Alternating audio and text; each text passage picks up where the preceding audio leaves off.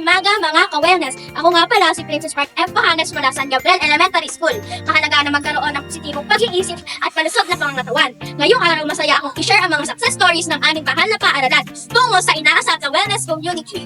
Panahon na, katawan ay bigyan ng buhay. We're gonna do it, we're gonna move it.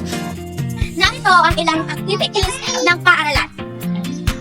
Naghihintay, nagisingin natin. Tamang diet at exercise, unahin natin. We're gonna do it, we're gonna move it. Huwag laging nakaupo, tumayo't gumalaw. Pwede namang maglakad at pwede rin sumayaw. Kung gusto mo, sasabayan pa kita.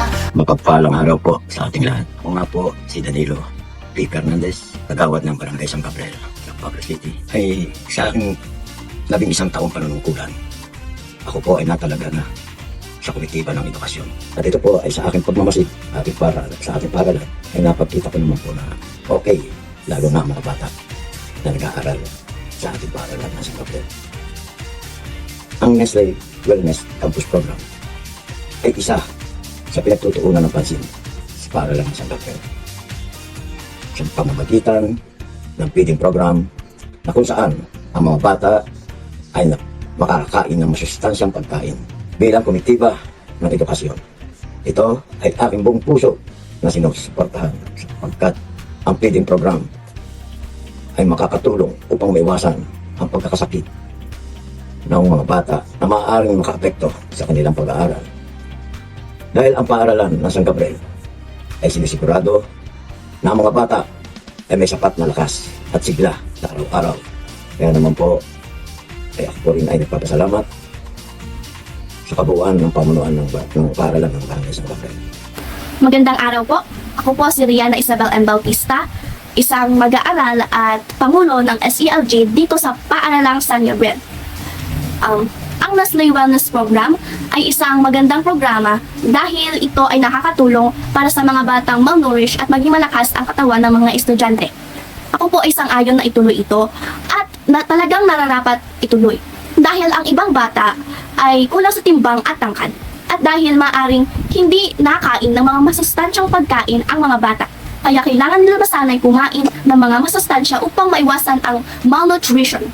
Itong programang ito ay tunay na nakakatulong para sa mga bata. Dahil ito ay nakakatulong na magkaroon ng malakas na resistensya at malakas na katawan upang hindi magkasakit. Magandang araw po. Ako po si Rene Bautista, SPTA President ng aming paaralan ng San Gabriel Elementary School. Ang kahalagahan at kagandahan ng wellness sa aming paaralan ay malaki ang naitutulong sa aming mga bata. Nagpapayabong ito ang kanilang mga katawan para maging malusog, malakas, matatag ang puso at maliksi. At napakahalaga nito sa ating katawan at isipan ng wellness. Ito ay sinasagawa ng aming mga bata at mangguguro dito sa aming paaralan, ang wellness program. Magandang araw po. Ako po si Ginang Maria Fe, Sekretaryo, magulang na mag-aaral sa Grade 5 Cosmos. Ako po ay napupuno ng galak at pasasalamat sa pagkakaroon po ng programang NWCP o Nestle Wellness Campus Program upang pangalagaan ang kalusugan ng katawan at kaisipan ng bawat mag-aaral, guro at magulang.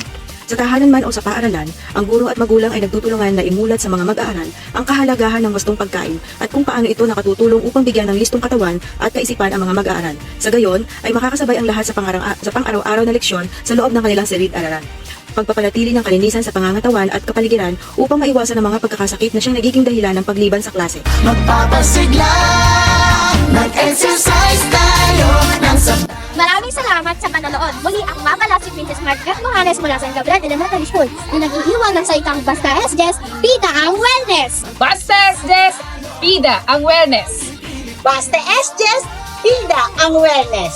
Basta SJS, pida ang wellness. Basta SJS, pida ang wellness. Basta SJS, pida ang wellness.